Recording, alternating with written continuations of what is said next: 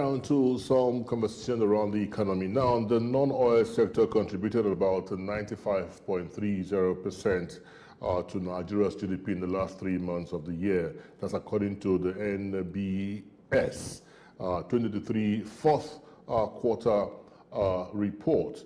Now, it's important to state here that the growth of the non-oil sector was fueled by key industries such as the financial and insurance, that's the financial institutions, information and communications, which is the telecoms, agriculture, crop production, trade, construction, the manufacturing, food and tobacco, and real estate. So on the show today, we're looking at exploring the potentials of the non-oil sector for rapid growth, talking about diversifying the nation's economy. We've been on this conversation to diversify the economy, but then for a sector that already supports or contributes about 95% to the GDP of the economy, you can imagine what the sector will do if it gets the adequate support that it needs. We're being joined by Bamidele Ayemibo, who is an international business development and financial expert.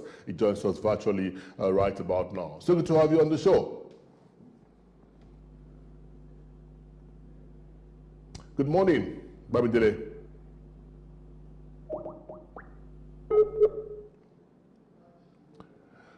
Okay, so it's important to state here that the network is not very friendly this morning. We're hoping that we can get that corrected and have our guests join us on the show. So it's important to state here that concerns around the non-oil sector revolves around many fundamentals. The ease of doing business is one that has been talked about oftentimes. Concerns around multiple taxation, which you could see that is what the Presidential Committee on Fiscal and Taxation is trying to address, multiple taxation.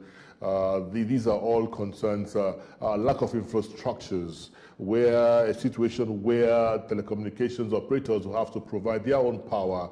All of these increases the cost of doing business. So these are some of the concerns that have been raised to why the non-oil sector is not doing very well as expected. Concerns around policies of government, government policies, how has it indeed encouraged doing business, or how has it indeed encouraged the non-oil sector in Nigeria? We're hoping that we can speak with our guest, Bamidele, and let him help us dissect these many concerns around the non-oil sector. But then, truth be said, it is a sector that can grow this economy. It is a sector, it is the biggest employer of labor. Yes, it is the biggest employer of labor. The private sector employs more Nigerians than any other sector that you can imagine. So it's important that conversations around the non-oil sector be brought to the fore. Okay, Bamidele joins us right about now. So good to have you on the show, Bamidele. Good morning. Good morning. How are you today? I'm hanging in there. I hope you are too. So good to have you join us on the conversation. Yes, economic diversification. We've been on this matter for over 2 decades. We've been talking about how we should move our attention away from oil, which many had come to say has become a curse to us as a country. We've had this conversation of how we should move from oil to the non-oil economy. How well do you think we have done in recent times? With what you see, Bamidele, how well do you think we have done in this move to diversify the nation's economy? We've not done so well, and the reason is because we have options. So as long as we have this option and we're able to generate income from this option, we are not likely going to be effective in diversification. And the reason is because when you have an option for which you are currently generating revenue, it takes a lot of discipline to begin to look at other options. And our government of Nigeria right now does not have that kind of that level of discipline to be able to, while making money from a sector and trying to invest that money in another sector. I don't see that happening very soon, even though we're making progress at a very slow pace with new sector coming up and the like, but we're not doing as much as we should because there is still a lot of money coming from what we're used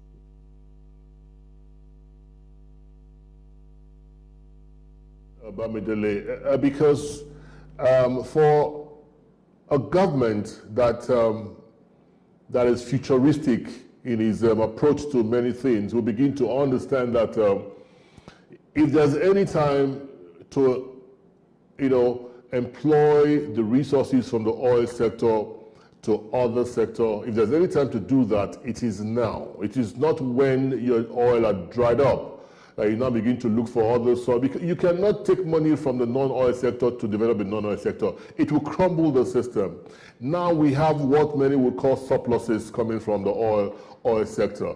One would have thought that for a government that thinks about the future, now is the time. I mean, just so you also understand, because the conversation around fossil fuel is something that the world is moving away from. The entire globe is shifting away from fossil fuel conversation with conversations around cleaner forms of energy. Here we are, hell-bent on sticking with our fossil fuel conversation and raking all the monies and not developing other sectors of the economy. How much of a concern could this be to you, Bamidele? It's actually worrisome because either we like it or not, like you said, the world is going to move away from fossil fuel. The need for that is becoming very imperative. As a matter of fact, a lot of research is going on to begin to develop biodegradable plastic, biodegradable products that are currently being sourced from carbon from the oil industry. And one of the products that is being used in that research is soybeans. And that's why a product like soybeans demand has moved between COVID now about 60 billion to almost 100 billion in global demand, just one commodity. That's like times 10 of the demand for cocoa beans. Because of the capacity and the possibility of being able to produce a number of hydrocarbon-based, fossil fuel-based products, now using a biodegradable material. So it's very concerning, it's very worrisome, and I'm hoping that the government really will do something. But don't be a lip service or something we are very much deliberate about and give progress in that direction. Very important, very, very important. So let's begin to look at what we think should be done.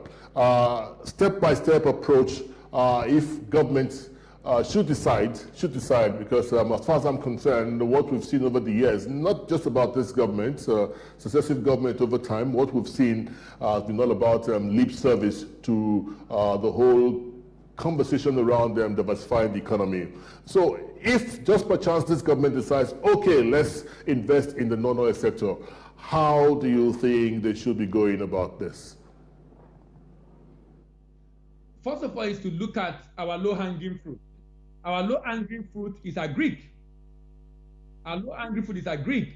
Apart from the fact that it has the tendency to create a lot of jobs, another possibility and opportunity within the sector is that it's a foreign exchange earner and also serving as raw materials for production, increasing the productivity of the country.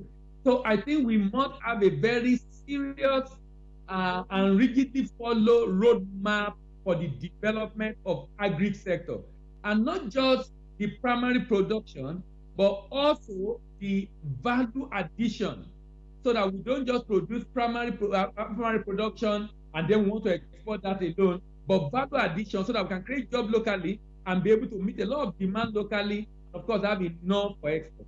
Another area, there is also a low-hanging fruit that we're already doing, but not well structured, is service export.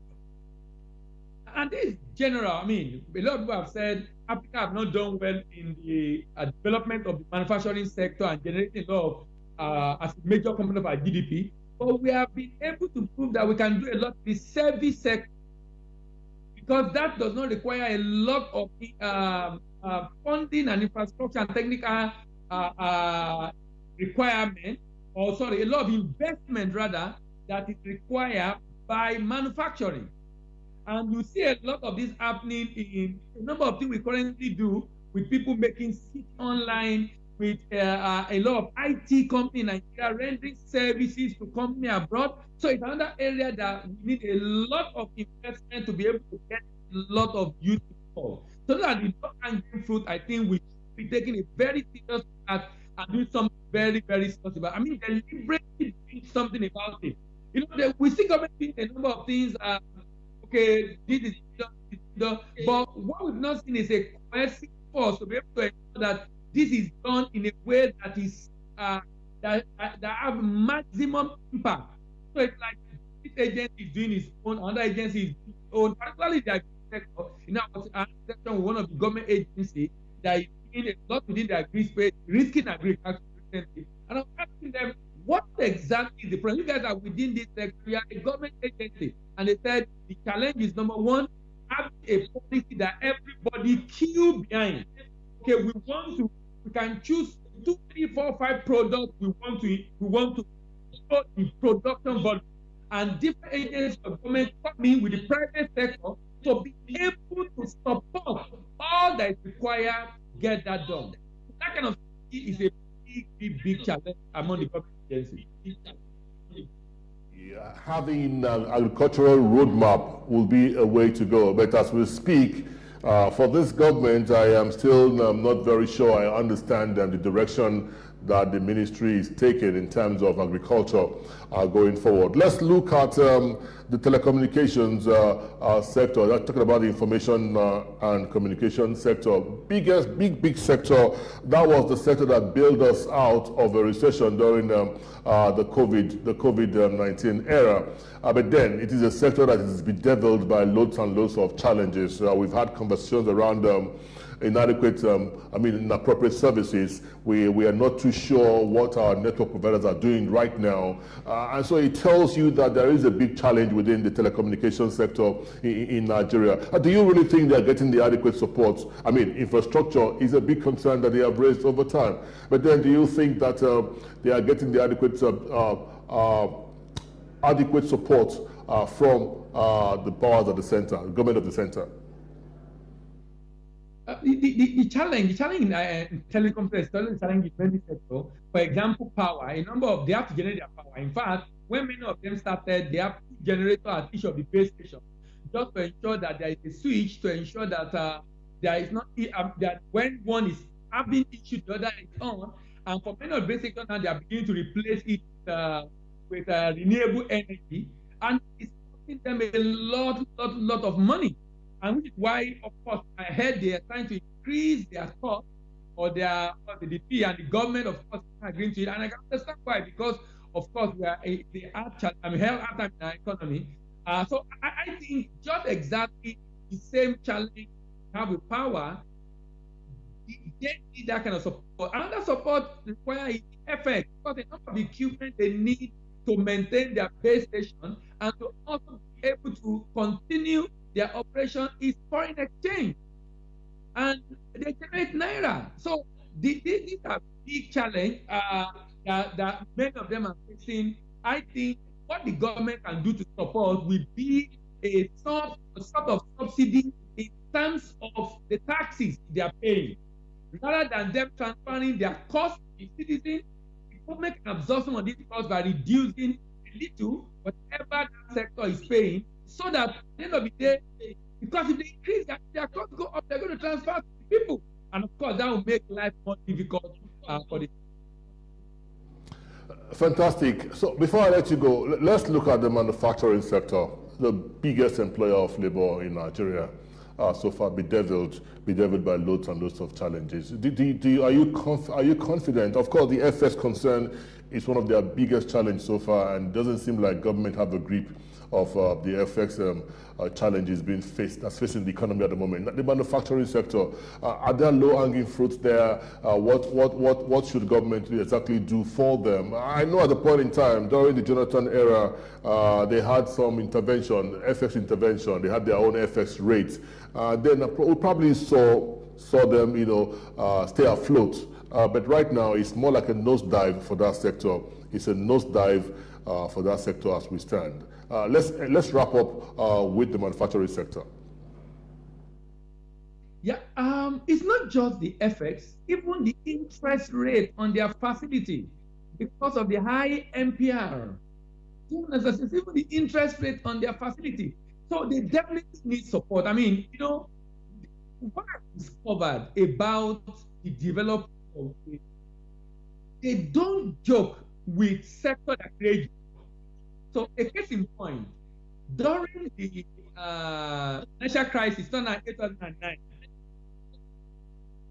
a number of European businesses did not accepting letter of credit and guarantees from Africa because of the nature of the global economy.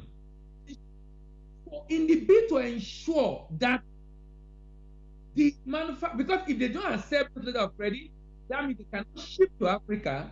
If they don't ship to Africa, that will reduce their volume of demand. That will reduce the volume of production, and that means they have to lay off staff. The EU have to form an alliance with IMF, World Bank to create what is called GTFP, Global Trade Finance Program. And what was that supposed to do?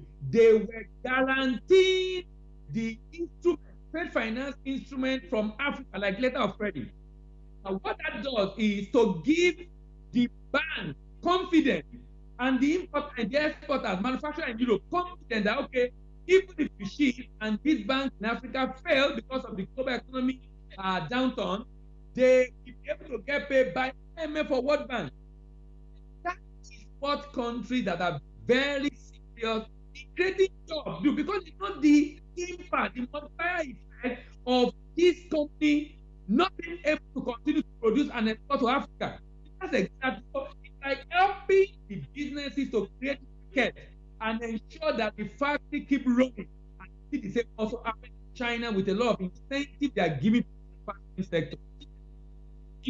It's just like recently the banking sector made a lot of money, no doubt, and there was a punitive tax that the government did. That is not encouraging investment. Because that means if I make a lot of income, I will now be forced to pay additional tax because I make income.